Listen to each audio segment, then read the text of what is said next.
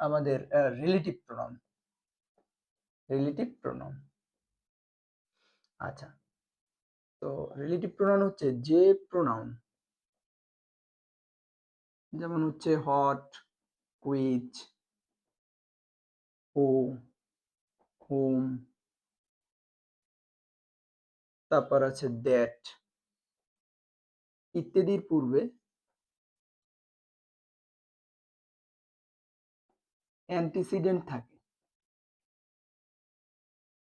Antecedent কথাটার অর্থ হচ্ছে পূর্বপদ। অ্যান্টিসিডেন্ট থাকে, তাকে রিলেটিভ প্রোনাউন বলে।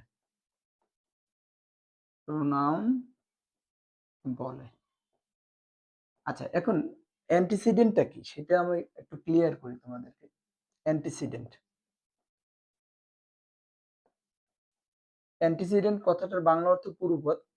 এইটা হচ্ছে রিলেটিভ প্রোনাউনের পূর্বে, রিলেটিভ প্রোনাউনের পূর্বে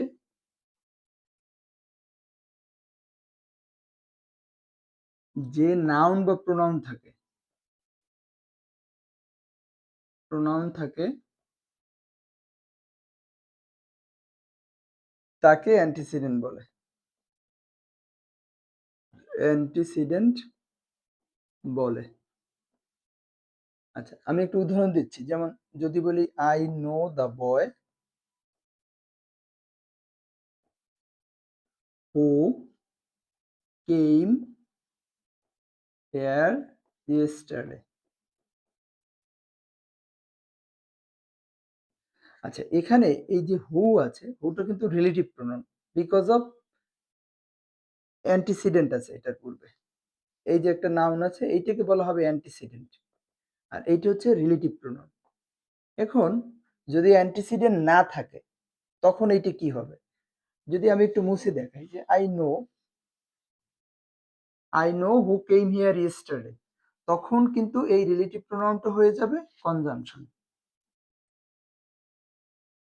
ওকে, আচ্ছা, এখন আমরা শিখব হচ্ছে ইন্টারোগেটিভ প্রোনাউন।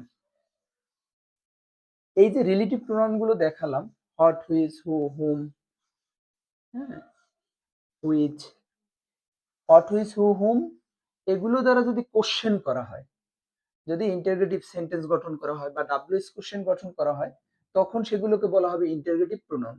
আমি উদাহরণ দিই, যেমন what is your name, what is your name, তখন এই হটটা হয়ে যাবে ইন্টারোগেটিভ প্রোনাউন। আবার আরেকটা বিষয় আমি একত্রে বুঝিয়ে দিচ্ছি, যেমন হচ্ছে কি ইন্টারোগেটিভ অ্যাডজেক্টিভ। এই যে ইন্টারোগেটিভ প্রোনাউন, এই ইন্টারোগেটিভ প্রোনাউনের পরে যদি একটা নাউন থাকে তখন সেটা আবার ইন্টারোগেটিভ অ্যাডজেক্টিভ হয়ে যাবে।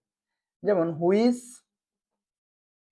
Car is yours. তো এইটা যখন বলবো, দেখো হুইচ এর পরে কিন্তু একটা নাউন আছে, সুতরাং এখানে হুইচটা হচ্ছে গিয়ে ইন্টারোগেটিভ অ্যাডজেক্টিভ। কথা ক্লিয়ার কিনা? আমি আবার বলছি, হট, হুইচ, হু, হুম এর পূর্বে যদি অ্যান্টিসিডেন্ট থাকে তখন সেগুলোকে বলা হবে রিলেটিভ প্রোনাউন। যখন এগুলো দ্বারা ডাব্লিউএস কোশ্চেন গঠন করা হবে কিন্তু নাউন থাকবে না, তখন সেটা ইন্টারোগেটিভ প্রোনাউন।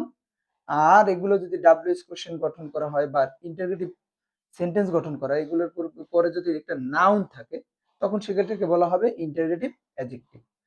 আমরা নেক্সট ক্লাসে রিলেটিভ অ্যাডভার্ব এবং ইন্টারোগেটিভ অ্যাডভার্ব নিয়ে আলোচনা করব। সো আল্লাহ হাফেজ।